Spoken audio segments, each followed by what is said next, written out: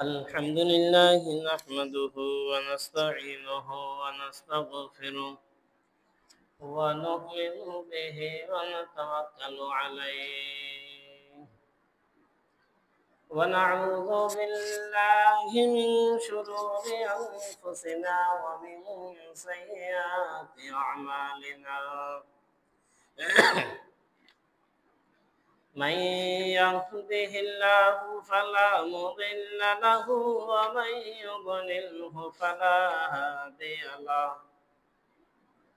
ونشهد أن لا إله إلا الله وحده لا شريك له ونشهد أن سيدنا وسندنا وحبيبنا ومولانا محمدا عبده ورسوله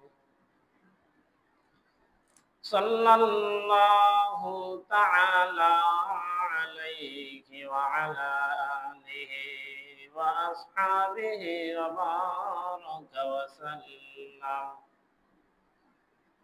أما بعد فقد قال الله سبحانه وتعالى في كلامه المجيد والفرقان الحميد أعوذ بالله من الشيطان الرجيم بسم الله الرحمن الرحيم يا أيها الذين آمنوا كتب عليكم الصيام كما كتب على الذين من قبلكم لعلكم تتقون وقد قال النبي صلى الله عليه وسلم يا باغي الخير أقبل ويا باغي الشر أقصر أو كما قال النبي عليه الصلاة والسلام إن الله وملائكته يصلون على النبي يا أيها الذين آمنوا صلوا عليه وسلموا تسليما اللهم صل على سيدنا مولانا محمد وعلى آل سيدنا مولانا محمد اللهم صل على سيدنا مولانا محمد وعلى آل سيدنا مولانا محمد بلغ العلا بكماله كشف الدنيا بجماله حسنة جميع خصاله صلوا عليه وآله আলহামদুলিল্লাহ আল্লাহ পাকের দরবারে লাখো কোটি শুকরিয়া আদায় করছি যিনি আমাদেরকে অত্যন্ত দয়া করে মায়া করে ভালোবেসে আল্লাহ তাআলার মহান হুকুম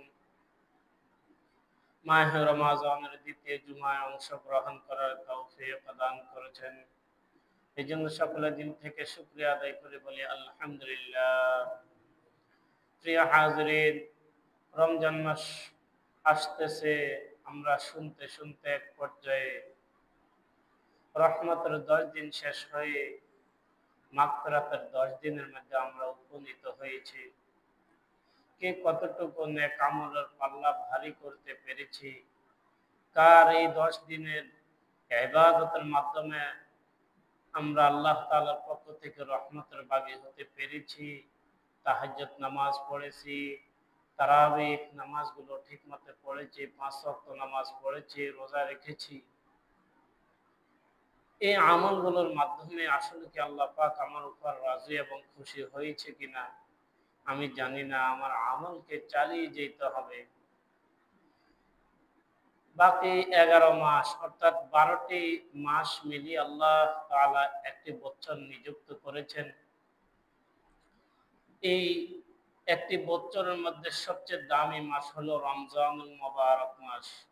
বাকি 11 মাসের আমলকে এক পাল্লায় উঠাইলে রমজান মাসের আমলের 100 ভাগের 1 ভাগের সমতুল্য হবে না। রমজান মাসের প্রতিটি আমল দামি, প্রতিটি কদম দামি, প্রতিটি দিন, প্রতিটি রাত্র, প্রতিটি মুহূর্ত দামি। রমজান মাসে কেউ যদি একবার সুবহানাল্লাহ বলে 70 বারের সুবহানাল্লাহ সমতুল্য সওয়াব। সুবহানাল্লাহ, কত বেশি ফজিলত! আল্লাহ মানুষকে মাফ করার জন্য কত চমৎকার কিছু সুযোগ দিয়েছেন রমজানে। অফার, গোল্ডেন অফার যেটাকে বলা যেতে পারে, গোল্ডেন অফার। এত কঠিন এক অফার, এই অফার আসলে আল্লাহ পাক বান্দাদেরকে মাফ করার জন্য একটি রমজানের একটাই যথেষ্ট। সুবহানাল্লাহ। এজন্য প্রিয় হাজিরিন, আমরা যারা কোরআনুল কারীম পড়তে পারি, আপ্রাণভাবে সবাই এক খতম কোরআনুল কারীম অবশ্যই পড়ব। ইনশাআল্লাহ ভাই, রাজি আছি তো? ইনশাআল্লাহ। আর যদি একা একা যদি এক খতম কোরআনুল কারীম পড়তে না পারে, তাহলে ঘরের যে সকল সদস্য রয়েছে সবাইকে ভাগ করে দিব। তুমি 5 পারা পড়ো, তুমি প্রথম 5 পারা, তুমি দ্বিতীয় 5 পারা, তুমি তৃতীয় 5 পারা। এইভাবে পড়ে হইলেও প্রতিটি ঘর থেকে এক খতম কোরআনুল কারীম আমরা আপ্রাণভাবে চেষ্টা করব। ইনশাআল্লাহ, রাজি আছি না ভাই? আপনি যদি পড়তে পড়তে এক পর্যায়ে শেষ না হয়, তারপরে অসুবিধা নেই, আমরা আছি, আমাদেরকে বলবেন। অথবা যিনারা চালু, অনেকে আছে পড়া চালু আছে, অনেকের আবার পড়া চালু নেই। যাদের পড়া চালু আছে তাদেরকে 2 পারা বাড়তি দেন। তারপরে আমরা চেষ্টা করব, কারণ মাহে রমজান দামি হওয়ার পিছনে কারণ হলো কি ভাই? রমজান মাস।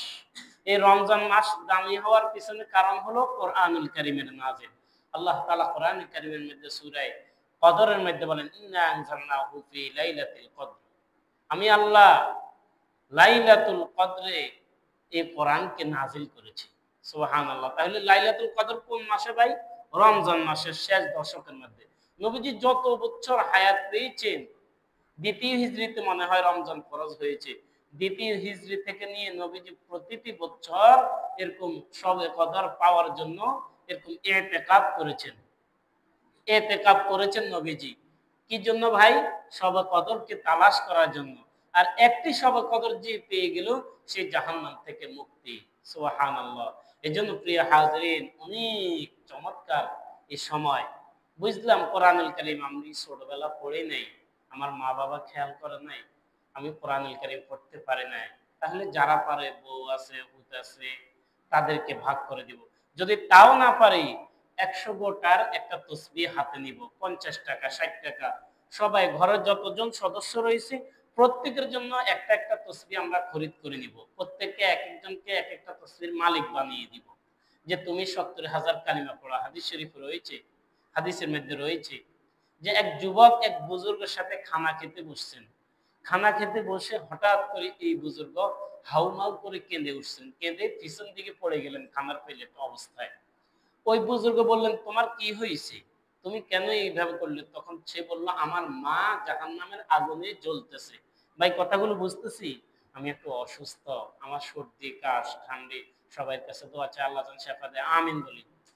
তো এই জন্য একটু আস্তে আস্তে ভাঙ্গা ভাঙ্গা কথাগুলো আমি নোট করেছি। কারণ গত জুমা আমি আলোচনা করতে পারি নাই, কি আলোচনা করছে হুজুরে আমি তাও জানি না।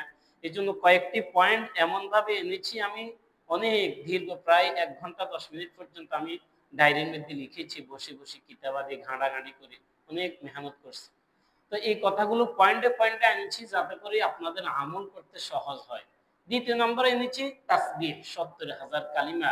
ওই বুজুর্গ যখন পড়ে গেল, তখন বলল, তোমার কি হয়েছে? তখন বললেন যে আমার মা জাহান্নামের আগুনের মধ্যে ঝুলতেছে। কথা বলার পরে এই বুজুর্গ 70,000, ওই যিনি খানা খাইতেছেন, যিনি কষ্ট করছেন, ওই যুবক ন, উনি বললেন ওনার ভিতরে 70,000 কালিমার কয়েকটা তবকা ছিল, কয়েক পার্ট ছিল। 70,000 কালিমা ধরেন 3টা পয়েন্ট ছিল তিনার কাছে। তিনি মনে মনে একটা পয়েন্ট তার মায়ের জন্য, যুবককে বলে নাই, তার মায়ের জন্য দান করলেন, যে আমি আমার 70,000 কালিমার একটা একটা হাদিয়া তার মাকে দিলাম মনে মনে, কিন্তু যুবককে বলে নাই। এখন একটু পরে যুবক আবার উঠে গেল, হাদিসের মধ্যে আছে, আবার উঠলো, উঠে বলল যে আমার আলহামদুলিল্লাহ আমার মা জাহান্নাম থেকে মুক্তি পেয়ে গিয়েছেন, সুবহানাল্লাহ বলি।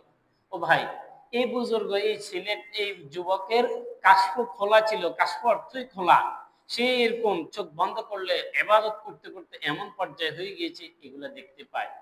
তো এই জন্য প্রিয় হাজরিন, 70,000 কালিমা সবার এক নেশাব, দুই নেশাব, তিন নেশাব করে আমরা সবাই একটা তসবিহ হাতে নিয়ে হাঁটতে মুটতে ঘুম যাইতেছি, ওই সময় পড়তে পারি, অজু লাগবে না। তারপর গোসল ফরজ হইলেও আমার অবস্থায় এই কালিমাগুলো, এই তাসবিহগুলো পড়া যায়। লা ইলাহা ইল্লাল্লাহ, লা ইলাহা ইল্লাল্লাহ, একটা গোটা টানবো, একবার বলবো লা ইলাহা ইল্লাল্লাহ। যখন 33-এর এখানে সাক্ষী একটা আসে, এখানে বলবো পুরাটা লা ইলাহা ইল্লাল্লাহ মুহাম্মাদুর রাসূলুল্লাহ। একটা কাগজ কলম সাথে রাখবো, এটাকে হিসাব করে রাখবো। ঠিক আছে, ইনশাআল্লাহ পারবো তো? ও ভাই, এই আমলগুলো অতি জরুরি। আল্লাহ পাক মানুষকে, বান্দাদেরকে মাফ করার জন্য এমন কিছু সুযোগ দিয়েছেন। তৃতীয় নম্বর আরেকটি আমল, সেটা হলো দোয়া। আল্লাহ তাআলার কাছে রমজান মাসে কমপক্ষে দৈনিক 2টা দোয়া কবুল হয়। কিছু কিছু উলামায়ে কেরাম বলতেছেন শুধু 2টি দোয়া কবুল হয় এমন না, দোয়া আরো বেশি কবুল হয়। যে আল্লাহ পাকের কাছ থেকে যাই নিতে পারবে তাই কবুল, কিন্তু কমপক্ষে 2টা। আপনি একটা লিস্টই করেন যে আমার বাড়ির সমস্যা, বিবির সমস্যা, স্ত্রীর সমস্যা, ঘরের অশান্তি, ফ্যামিলির অশান্তি, এলাকার অশান্তি, এই অশান্তিগুলো নিয়ে এক এক দিন আমরা এক একটা বিষয় নিয়ে আল্লাহ তাআলার কাছে দোয়া করব। দোয়া করলে আল্লাহ পাক আমাদেরকে কবুল করবেন। আর আল্লাহ পাক যদি কোনো ব্যক্তির দোয়া কবুল করেন, এই ব্যক্তির নাজাতের জরিয়া। সুবহানাল্লাহ। হয় এই জন্য অনেক সময় মানুষের দোয়া করতে গিয়ে হাই হুতাশ করে। দোয়া কবুল হওয়ার জন্য পূর্ব শর্ত হলো হালাল খাবার। কি খাবার ভাই? দোয়া কবুল হওয়ার জন্য 10টা শর্ত রয়েছে, এর মধ্যে 1 নম্বর শর্ত হলো হালাল খাবার। এখন কোন ব্যক্তি যদি রোজা রাখছে কিন্তু হারাম মাল দ্বারা ইফতার করে, আচ্ছা আপনারাই ফতোয়া দেন, ভাই এই ব্যক্তির কি রোজাটা হবে? পঞ্চয় হবে নাকি? হবে না। এ ব্যক্তির রোজা হবে না। সেই চুরি করি কেয়ার গাছের কোন কলা আনি সেনা দি মাই খাই ইফতার করলো, আর গ্যাস্ট্রিক সেনা খাই ইয়াল্লাই, কিন্তু আসলে হারাম খাইতেছে না এটার খবর নাই। এখন এই ব্যক্তি কি করবে? ধরি নেন এই ব্যক্তি না ডাইরেক্ট চুরির মাল খাইতেছে, কোন ব্যক্তি ব্যাংকে চাকরি করে, এখন এই ব্যক্তি সুদের সাথে জড়িত, ঘুষের সাথে জড়িত, এই ব্যক্তি কি করবে? এর তো আর কোনো উপায় নাই। এই জন্য কিতাবের মধ্যে একটা মাসালা লিখেছে যে এমন যদি কোনো ব্যক্তি থাকে ব্যাংকে চাকরি করে, সে জানে তার সুদের সাথে লেনদেন রয়েছে, তাহলে এই ব্যক্তি এই মালটাকে হালাল করার জন্য কিভাবে করবে? যে কোনো একজন হালাল ব্যবসায়ীর শরণাপন্ন হবে। যে কোনো একজন হালাল ব্যবসায়ীর কি হবে ভাই? শরণাপন্ন হবে। হালাল ব্যবসায়ীর কাছে যাইবে, হালাল ব্যবসায়ী থেকে টাকা নিবে, তার টাকা দিয়ে এই রমজান মাসে এগুলো খানা পিনা খরিদ করবে, তারপরে যখন বেতন উঠাইবে তারপরে দিয়ে দিবে। একটা হিলা, তারপরেও কি পরিপূর্ণ হক আদায় হবে? হবে না। এই জন্য প্রিয় হাজিরিন, রমজান মাস আমলের মাস। রমজান মাসের বাহিরে আমরা তেমন তাহাজ্জুদ নামাজ পড়তে পারি না। কি ভাই পারিনি কি? রমজানে কিছু মানুষ আসে, রমজানে আল্লাহর মেহেরবানিতে অনেক রাত্র পর্যন্ত ঘুমায়, আল্লাহ তাআলা অনেক রাত্র পর্যন্ত ইবাদত করে। আল্লাহ তাআলা কোরআনে কারীমের মধ্যে বলেন তাতাজাফা জুনুবুহুম আনিল মাদাজি। আল্লাহ তাআলার প্রিয় বান্দা-বান্দী কিছু মানুষ এমন রয়েছে, যখন শেষ রাত্র হয় তখন তাদের পিঠ আর এরকম বিছনা একসাথে হতে পারে না, একসাথে থাকে না, এটা আলোক হয়ে যায়। সুবহানাল্লাহ। মানে শেষ রাত্রে উঠে কিছু সময় আল্লাহ তাআলার ইবাদত করে, আল্লাহ তাআলার ইবাদত করে। হাদিস শরীফে রয়েছে, নবীজি সাল্লাল্লাহু আলাইহি সাল্লাম বলেন, শেষ রাত্রে আল্লাহ পাকের পক্ষ থেকে একদল স্পেশাল বাহিনী ফেরেশতা আসে। একদল ফেরেশতা আছে কখন? যখন হুজুরও মসজিদের মাইকে বিভিন্ন মসজিদে ডাকতে থাকে যে সম্মানিত এলাকাবাসী সাহরি খাওয়ার সময় হয়েছে, এই সময় একদল ফেরেশতা আসে, আসি আল্লাহ পাকের বান্দা বান্দীদেরকে ডাকে, ইয়া বাগিয়াল খাইর, ইয়া বাগিয়াল খাইর, হে নেক করনেওয়ালা, তুমি আগে বাড়ো, তোমার নেকের কাজকে আগের দিকে বাড়াও। ওয়া বাগিয়াশ শাররি আকসির, হে বদ করনেওয়ালা, হে খারাপ কাজ করনেওয়ালা, হে গান বাদ্য শুননেওয়ালা, হে রোজা ভঙ্গকারী, হে নামাজ ছাড়নেওয়ালা, তোমরা তোমাদের কাজটাকে একটু ক্ষান্ত করো। হাদিস শরীফ প্রমাণ করে। এই জন্য প্রিয় হাজরিন, নবীজি সাল্লাল্লাহু আলাইহি সাল্লাম এই মাসে এত বেশি আমল করতেন, এই মাসের আগের 2টি মাসকে এই মাসের সাথে যুক্ত করতেন। সুবহানাল্লাহ। এই জন্য ভাই, মাস তো চলে যাবে, সময় চলে যাবে, কি কতটুকু কামাইতে ফিরেছি। ছেলেটাকে বিদেশের বাড়িতে পাঠাইলাম, ছেলেটা বিদেশের মধ্যে গিয়ে টাকা কামাই করে বন্ধু বান্ধবকে নিয়ে উড়ে ফেললো। এত সুন্দর চাকচিক্যময় দেশ, এত মনোরম পরিবেশ, এত সুন্দর জায়গা আমি কি আর কখনো দেখবো? এই জন্য বিদেশের আনাচে কানাচে সবখানে ঘুরি ঘুরি বেতনের টাকা সব উড়ে ফেলছে। যখন ছেলেটা দেশের মধ্যে আসছে, তখন বাড়ির সবাই, তার বন্ধু বান্ধব সবাই তাকে তিরস্কার করতেছে। তোর বাবা শুধু ঘর বিড়াটা বাকি রাখি সবকিছু বিক্রি করে তোকে বিদেশে পাঠাইছে কিছু পাওয়ার জন্য, আর তুই কি করলি? এমন অপরাধ করলি যে কারণে তুই জেলের মধ্যে ছিলি দীর্ঘদিন। তোকে পাঠাইছে সেইখান থেকে কিছু পাঠানোর জন্য, আর তুই এমন কাজ করলি যে কারণে তোকে আরো দেওয়া লাগে। এই জন্য প্রিয় হাজরিন, আমাকে আপনাকে আল্লাহ তাআলা দুনিয়াতে পাঠাইছেন। আর দুনিয়া মাজরাতুল আখিরাহ, দুনিয়া হলো আখিরাতের খেতি শুরু। আমি যদি দুনিয়াতে কিছু কামাই করতে পারি, আমি সেখানে ভোগ করব। যদি দুনিয়া থেকে কিছু কামাই না করতে পারি, যদি কিছু অর্জন করতে না পারি, ও ভাই, সেখানে ভোগ করার কোনো সুযোগ নাই। সেই জায়গার মধ্যে অশান্তি শুরু হবে, যে অশান্তির শেষ নাই। সেখানের অশান্তি শুরু হবে দুনিয়ার জেলখানা দিকে তাকান। দিনের বেলা সকালবেলা একটা লাল রুটি দেয় অথবা কিছু খাবার দেয়, গান্দা হইলেও খাবারের ব্যবস্থা রয়েছে। কিন্তু আখিরাতের জেলখানায় দেখেন জাহান্নামের আগুন। খানা তো দূরের কথা, হাদিস শরীফে রয়েছে, নবীজি সাল্লাল্লাহু আলাইহি সাল্লাম বলেন, আল্লাহ পাক এমন কিছু ফেরেশতা তৈরি করেছেন যে ফেরেশতাদের কান নাই। সবাই আমার দিকে তাকান। যে ফেরেশতার কি নেই ভাই? কান নাই। এই কানের মধ্যে ঢালাই, এই কানের মধ্যে ঢালাই। চোখ নাই, চোখের মধ্যে ঢালাই। এখানে চোখ বলতেই নাই, চোখ তাদেরকে দেয় নাই। এমন কিছু ফেরেশতা আল্লাহ তাআলা আখিরাতের জিন্দেগীর মধ্যে জাহান্নামের জন্য বানিয়েছেন। এই ফেরেশতা যারা নাকি আমল করতে পারে না, দুনিয়া থেকে কিছু কামাই করতে পারে না, রমজান মাস পাইও নেক আমল করতে পারে নাই, তাদেরকে মারতে থাকবে, মারতে থাকবে। এই জাহান্নামী চিৎকার করবে, সে কানে শুনবে না, দয়া লাগবে না। চোখে দেখবে না, সে কানে শুনবে না। ওই ফেরেশতা তার দয়া হবে না, মায়েরও বন্ধ করবে না, শুধু আমাদেরকে মারতে থাকবে। এই জন্য প্রিয় হাজরিন, বাইহাকি শরীফের মধ্যে একখানা হাদিস আছে। নবীজি সাল্লাল্লাহু আলাইহি ওয়াসাল্লাম বাইহাকি শরীফের মধ্যে একখানা হাদিসের মধ্যে বলেন, যখন কোন ব্যক্তিকে জাহান্নামের মধ্যে নিয়ে যাওয়া হবে, যখন কোন ব্যক্তিকে কোথায় নিয়ে যাওয়া হবে ভাই? জাহান্নামের মধ্যে নিয়ে যাওয়া হবে। তখন জাহান্নামের রক্ষী ফেরেশতার প্রধান ফেরেশতার নাম কি ভাই? মালিক ফেরেশতা। জাহান্নামের প্রধান ফেরেশতার দায়িত্ব যিনি পালন করবে তার নাম কি ভাই? মালিক ফেরেশতা। মালিক ফেরেশতা ওই জাহান্নামীকে তিরস্কার করে বলবে, হে বেটা, হে অমুক, তোমার কপালে কি একদিনও একবারও কি রমজান মাস আসে নাই? তুমি কি রমজান মাস পাও নাই? তুমি রমজান মাস পাইলে কেন জাহান্নামের মধ্যে আসছো? রমজান মাসের প্রতিটি দিন দামি, রাত্র দামি, ঘন্টা দামি, মিনিট দামি, সময় দামি, মুহূর্ত দামি। এক মুহূর্ত আল্লাহকে বললেই তো তোমার জন্য জাহান্নাম হারাম হয়ে যেত। তুমি কেন জাহান্নাম আসছো? মালিক ফেরেশতা, জাহান্নামের রক্ষী ফেরেশতার প্রধান ফেরেশতা তাকে তিরস্কারী করে বলবে, তুমি কেন জাহান্নাম আসছো? এই জন্য ভাই, এখনো সময় আছে। আমরা যারা এখনো রোজা ভাঙ্গি অযথায়, আচ্ছা ভাই, বেরোজগারে যখন খানা খায়, সে কি ভয়ে ভয়ে খায় নাকি পেট ভরে বুক ফুলে খায়? ভয় ভয় না, ভয় ভয়। সে এটাকে ভয় পাইতেছে। নবীজি সাহাবায়ে কেরাম নবীজিকে জিজ্ঞাসা করলেন, হুজুর, গুনাহ, অন্যায়, অপরাধ কোনটাকে বলে? তখন নবীজি বললেন, আল ইসমু মা আকা ফি সদরিকা ওয়া কারিহতা আইয়াতলিআ আলাইহিন নাস। গুনাহ, অন্যায়, অপরাধ ওই জিনিস যেটা নাকি তার দিলের ভিতরে ভয় সৃষ্টি করে, না জানি কেউ দেখে ফেলে কিনা। কলা চুরি করতেছে অমুকের, না জানি কেউ দেখে ফেলতেছি না, দেখতেছে কিনা। এইভাবে যার দিলের ভিতরে ভয় ভীতি সৃষ্টি হবে, সেটাকে গুনাহ বলবে, সেটাকে অপরাধ বলবে। নবীজি বলে দিয়েছেন। এই জন্য ভাই, যারা এখন আমরা রোজাগুলো রাখতেছি না, ও ভাই, যুবকের অনেক ধাম। সাহাবায়ে কেরামের জমানায় এক সাহাবীকে নবীজি বললেন, হযরত ওমরের জামানায় নবীজি হযরত ওমর বললেন, তুমি কি পারবে এই কাজটা করার জন্য? তখন ওই সাহাবী যুবক ছিলেন। তখন ওই সাহাবী বললেন যে হুজুর, আপনি যদি বলেন অমুক পাহাড়কে এখান থেকে কেটে অমুক জায়গায় নিয়ে যাওয়ার জন্য আমি পারবো। যুবকদেরকে আল্লাহ তাআলা একটা শক্তি দিয়েছে। যুবকদের কথা, যতগুলো যুদ্ধের মধ্যে জয় যুক্ত হয়েছেন সাহাবায়ে কেরাম, প্রতিটা যুদ্ধের মধ্যে যুবকদের কঠিন ভূমিকা ছিল। বর্তমানে আমরা যে স্বাধীন অবস্থান পেয়েছি, যুবকদের কঠিন ভূমিকা ছিল। এজন্য প্রিয় হাজিরিন, যুবকরা কেন আমরা রোজা ভাঙবো ভাই?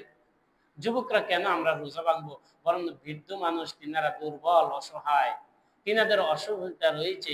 এজন্য তিনাদের ব্যাপারে একটু হাদিস শরীফের মধ্যে, কোরআনুল কারীমের মধ্যে ডাইরেক্ট আয়াত আছে, ছাড় রয়েছে।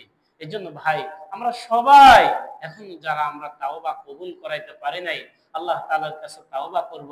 আল্লাহ, তুমি মেহেরবানি করে আমাকে ক্ষমা করে দাও, আমার ফ্যামিলির সবাইকে মাফ করে দাও, আমাকে মাফ করে দাও, এলাকাবাসীকে মাফ করে দাও।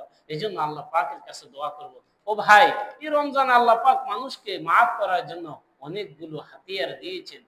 হাদিস শরীফের মধ্যে রয়েছে, নবীজি বলেন, যদি কোনো ব্যক্তি কোন রোজাদারকে ইফতার করায়, তাহলে আল্লাহ পাক তাকে 3টা সওয়াব দিবেন। সুবহানাল্লাহ। কয়টা ভাই?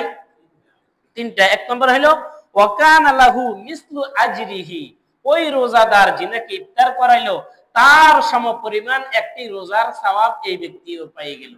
সুবহানাল্লাহ। তাহলে এই ব্যক্তি রোজা রাখি পাইছে একটা সওয়াব, আরেকজনকে ইফতার করাই পাইছে একটা সওয়াব। তাহলে তার কয়টা রোজা সওয়াব হইছে ভাই? 2টা রোজা সওয়াব। দ্বিতীয় নম্বর, নবীজি বলেন, মিন গায়রি আইয়ান তাকসা মিন আজরিহি শাই, আল্লাহ পাক ওয়াইদকু রাকাবাতিহি মিনান নার, এই ব্যক্তিকে জাহান্নামের আগুন থেকে মুক্ত করে দিবেন। তৃতীয় নম্বর হলো মিন ওয়াকানা লাহু মিসলু আজরিহি মিন গায়রি আইয়ান তাকসা মিন আজরিহি শাই, এই ব্যক্তির জন্য আল্লাহ পাক জান্নাতকে বরাদ্দ করে রাখবেন। সুবহানাল্লাহ, সুবহানাল্লাহ। কি বুঝলাম ভাই? এক নম্বর হলো, যদি কোনো ব্যক্তি কাউকে রোজাদার কি ইফতার করায়, এই ব্যক্তির জিন্দেগীর গুনাহ মাফ।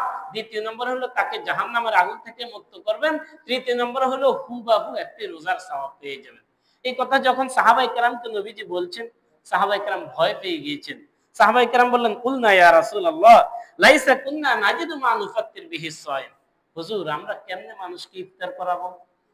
সাহাবায়ে কেরাম প্রথমে বুঝে না, সাহাবায়ে কেরাম সংক্ষেপে বুঝছে, ইফতার মানে মনে করছে যে পেট ভরে খানা খাবেন।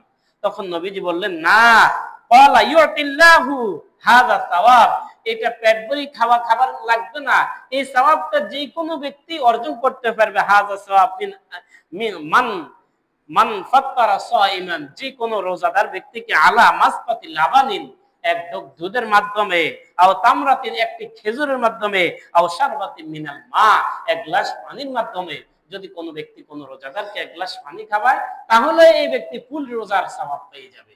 সুবহানাল্লাহ। নবীজি বলেন, হ্যাঁ, যদি কোনো ব্যক্তি কাউকে পেট ভরে খানা খাওয়ায়, রমজান মাস ভাই সহানুভূতির মাস। নবীজি বলেন, মিন হাউজি শারবাতাল্লাহ ইয়াজমা বাদাহা আবাদা, যদি কোন রোজাদারকে কোন ব্যক্তি ইফতার করাইলো, পেট ভরে খানা খাওয়াইলো, আল্লাহ পাক তাকে হাউজে কাউসার থেকে এমন খাবারের ব্যবস্থা করবেন, কিয়ামত পর্যন্ত সেই জান্নাতে পৌঁছার আগ পর্যন্ত তার ক্ষুধা নিবারণ হবে, তার ক্ষুধা লাগবে না। সুবহানাল্লাহ। মিন গায়রি আইয়ান তাকিসা লা ইয়াজমা হাত্তা ইয়াদখুলুল জান্নাহ, সেই জান্নাতে পৌঁছার আগ পর্যন্ত সে পিপাসিত হবে না, পেটে খিদে লাগবে না। এজন্য প্রিয় হাজিরিন, রোজাদারকে ইফতার করানোর অনেক ফজিলত রয়েছে। আল্লাহ রাসূল হাদিস শরীফের মধ্যে বলেন, হুয়া খায়রুল মাওয়াসাত, হুয়া শাহরুল মাওয়াসাত, এই মাসটা হলো সহানুভূতির মাস, অন্যের ব্যথায় ব্যথিত হওয়ার মাস। কিসের মাস ভাই? অন্যের ব্যথায় ব্যথিত হওয়ার মাস। আল্লাহ তাআলা বলেন, বান্দা, আমি আল্লাহ লা তাখুযুহু সিনাতুন ওয়ালা নাউম, আমি আল্লাহ ঘুমাই না, আমি খাই না, আমার বাচ্চা কাচ্চা নাই। হে আমার বান্দা বান্দি, আমি আল্লাহ তোদেরকে একটা মাস খাওয়াই না, এটা আমার গুণ। এটা কার গুণ ভাই?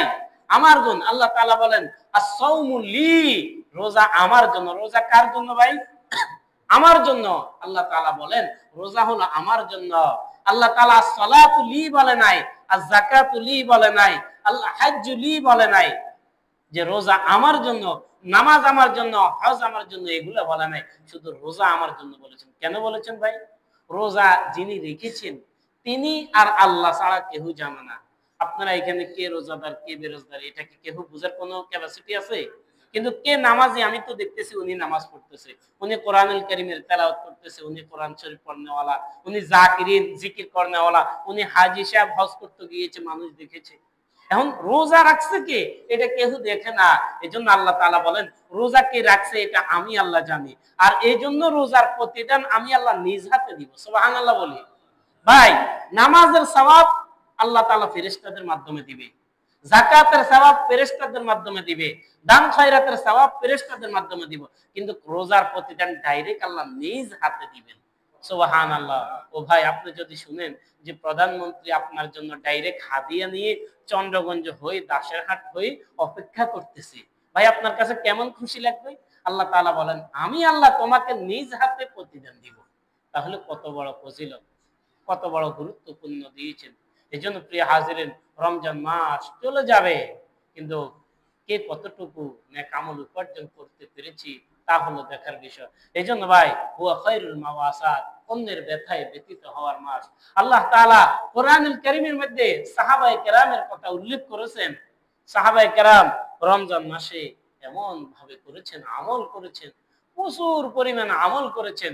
ও ভাই রমজান মাস আল্লাহ তাআলা বলেন আমি আল্লাহ তোমাদেরকে খাওয়াই না, একটা মাস না খাওয়ার ভিতরে যে একটা ক্ষুধা নিবারণ, ক্ষুধার কষ্ট রয়েছে, এই কষ্ট তোমার অনুভূতি হবে, তাহলে তুমি একজন গরিব দুঃখী অসহায় এতিম মিসকিনের অবস্থান বুঝবে। হাদিস শরীফ প্রমাণ করে, বুখারী শরীফের মধ্যে হাদিস রয়েছে, তুমি যদি গোশত রান্না করো একটু পানি বাড়ায় দাও, তোমার পাশে যে এতিম রয়েছে গরিব রয়েছে তার পাশে একটু ঝোল দাও, যদি গোশত না দিতে পারো তাকে একটু ঝোল দাও, তার পাশে দাঁড়াও। যার বস্ত্র নাই তাকে আমি বস্ত্র দিয়ে সহযোগিতা করব, যার অন্ন নাই খাবার নাই তাকে আমি খাবার দিয়ে সহযোগিতা করব। ও ভাই আল্লাহ পাক সারা পৃথিবীর আমাদের এলাকার সবাই কি বড় লোক, সবাই কি গরিব? আল্লাহ তাআলা কাউকে টাকা দিয়েছেন, কাউকে ধনের মালিক বানিয়েছেন, বানিয়ে এটাই বুঝাইছেন যে পৃথিবীতে যদি আল্লাহ সবাইকে মালিক বানাইতেন, টাকা পয়সার মালিক যদি একে বানাইতেন ওকে বানাইতেন, সবাই যদি এক বরাবর টাকা মালিক দিতেন, তাহলে সে আপনাকে কেন রিকশায় উঠাইবে? সে তো রিকশা চালান দরকার নাই, তার তো টাকা আছে। তাহলে সে কেন আপনার বদলা দিবে? তার তো টাকা আছে, তার তো সে তো কোটিপতি। এক বাদশা একবার সকল প্রজাদের মধ্যে 4 কোটি টাকা করে পাঠাইছে। কয় কোটি টাকা করে? সকলের 4 কোটি টাকা মোবাইলের মধ্যে চলে গিয়েছে মেসেজের মাধ্যমে। এখন পরের দিন ডাক্তার সাহেব দোকান খোলে না, মুদি দোকান দোকানদার খোলে না, যে আমার তো 4 কোটি টাকা আছে, আমি কেন ব্যবসা করব, আমি কেন দোকান খুলবো? সবজিওয়ালা সবজি বিক্রি করতে যায় না, অর্থাৎ রাস্তাঘাটে কোনো মানুষ নাই, টাকার অভাব নাই। এখন বাদশা সাহেব দেখলো যে দেশের অবস্থা তো কেরাসিন, অবস্থা খারাপ, তিনি আবার টাকাগুলো নিয়ে গেলেন। ও ভাই আল্লাহ তাআলা এই মানুষকে টাকা সবাই দেয় না, আপনাকে দিয়েছে। আল্লাহ তাআলা বলেন যে আমি তোমাকে দিয়েছি, তোমার পাশে যে গরিব রয়েছে তুমি তাকে দাও। আল্লাহ রাসূল, কারণ হাদিসের মধ্যে প্রমাণ করে, নবীজির কাছে এক সাহাবী আসছে, আসি বললেন হুজুর আমার এই ভাই আপনার দরবারে বসে থাকে, জিকির আজকার করে, তাকে যদি ছুটি দিতেন, সে আমার সাথে যদি কর্ম করত, ক্ষেত খামারে কাজ করত, আমাদের সংসারটা উন্নত হইতো, আপনি একটু তাকে ছুটি দেন। নবীজি বলেন তুমি জানো না আমার তোমার এই ভাই আমার দরবারে এই সময় দেওয়ার কারণে আল্লাহ পাক তোমাকে রিজিক দেয়, এই যদি এখান থেকে যায় তোমার রিজিক বন্ধ হয়ে যাবে। জুন্নুন মিস্ত্রি একজন বুজুর্গ, নাম আমরা শুনেছি, তিনি তিনার একটা অসুস্থ মেয়ে ছিল, তাকে নিয়ে তিনি জেল বাইতেন। জুন্নুন মানে মিস্ত্রি মানে মিশরের অধিবাসী, জুন্নুন মানে মাছওয়ালা। তিনি যখন জাল মারতেন এই মেয়েটাকে, অসুস্থ মেয়েটাকে নিয়ে যেতেন, এই মেয়েটাকে নিয়ে যাওয়ার পরে জাল মারলে জাল ভর্তি হয়ে যেত, প্রচুর পরিমাণ মাছ উঠতো, এগুলা বিক্রি করতো, তিনের সংসার চলতো। মেয়েটা 8 বছর 10 বছর বয়সে ইন্তেকাল করলো। মারা যাওয়ার পরে এখন তিনি আবার জাল মারতে গেলেন। এখন ও অন্য অন্য জেলিদের যে অবস্থা, অন্য অন্য জেলি ভাই যেভাবে মাছ পায়, একটা দুইটা কোন রকম পায়, কত খেয়া এরকম বেকার যায়, পায় না, তিনারও সেই অবস্থা। তিনি আল্লাহ তাআলার কাছে দোয়া করলেন, আল্লাহ এই অবস্থা কেন? আগে দেখতাম জাল পুড়ে যেত, এখন কি অবস্থা হইলো? তখন বলল, হে জুন্নুন, আসলে মূলত তোমার কাছে যে রিজিক পুষতো ওই তোমার নাবালেগ বাচ্চার কারণে।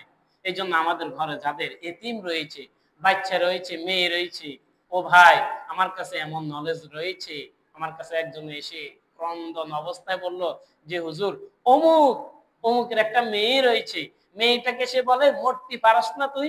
এই মেয়েটা 3 মাস না 4 মাস পরে মারা গেছে, আমি নিজেও সেখানে গিয়েছি।